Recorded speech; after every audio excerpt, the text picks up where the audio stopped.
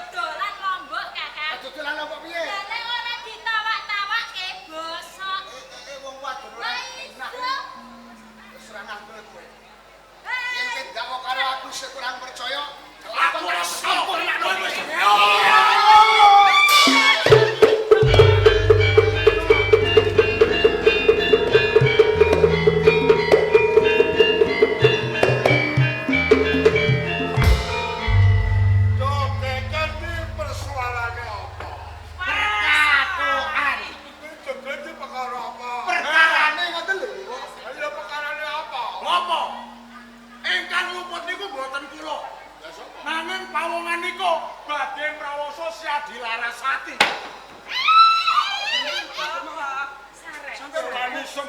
karo putuku Larasati. Sing sengatane Bisa pikir banget Matur piti. Mbak kuwe kena keplak apa tandasmu. Kesembah lamamu. Nek kula salah, diluputke kula mulu. Ya. Sinten sing tumindak sewiya-wiya niku Ya sinten? kowe kandhane putuku. Lho, kula niku mboten tumindak Candala Gusti. Nanging kapara kula tetulung, Bapak. Nggih. Sing tulungi sapa? Niku bocah wadon. Laras Bapak, kula niku mboten badhe dipun prawoso.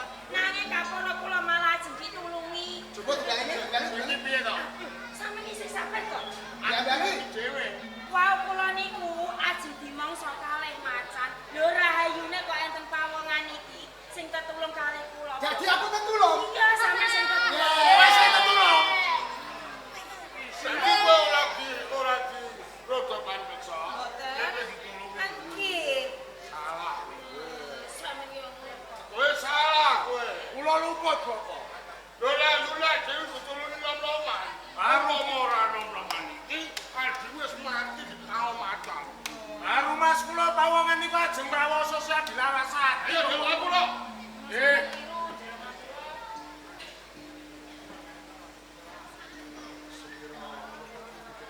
Wale. Wale. Bapak aku njaluk kapura wis pajaranan aku sendiri. Iya, Wale. Wale terus. Kuwale ora kok kuwale gone. Lha kok dikali kok wale. Sing kuwale iki tembunge. Sing njaluk ngapura iki putuku. Kula ning njaluk ngapura.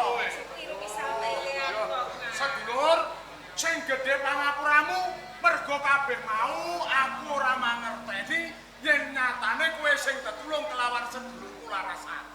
Yen saiki wis ngerti kowe nggono, Ya, aku maneh pangapura kelawan kowe. matur nuwun sedulur. Karo aku. Karo aku Sopo? durung ngerti jeneng. Yon. Jeneng sapa? Wanen yon.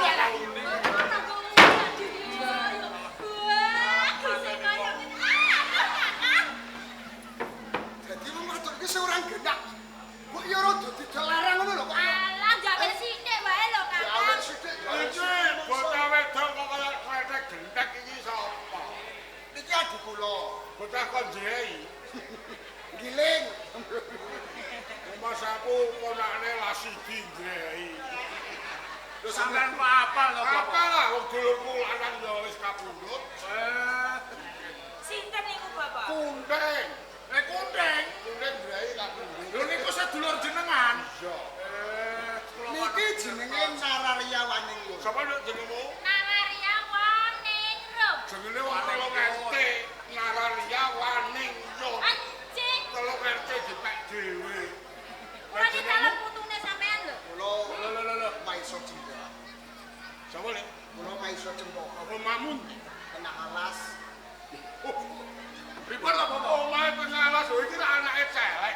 Lah nggih. Lah nggih pancen mapan kula adik kula niku tepene alas, Bapak. Sing dhewe wong tuwa. Lah ya wong tuwa kakung. Wong tuwa. Mana? Ya, biyen Pun sedo. bapakmu sapa jenenge? Anu, Pak. Pak To. Pak to dong. Hei, alah aku belah iki kok nganti malah yo ayo. Mateni wong. Wong nek wis tuwa Innalillahi wa inna ilaihi raji'un. Bapak kok malah sampe ndongake Telah meninggal Hati-hati to, Bapak. Iki mamnom di aku mlayu bengan nganti bingung kula niku padudon kalih nika le. karo sapa. Kalau manika kula didakwa salah. Kakang Panji pati-pati aduh.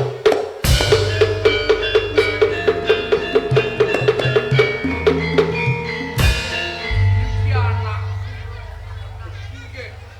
Ibu Erikala dipateni nggih. Nggih.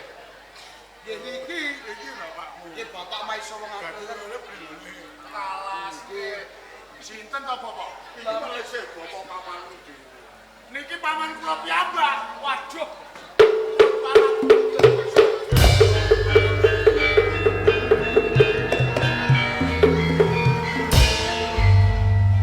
Yen ngaten, Bapak, nika ora tasih kalebet kadang kula piyambak. Bener. Nggih. Ngene lho dongenge.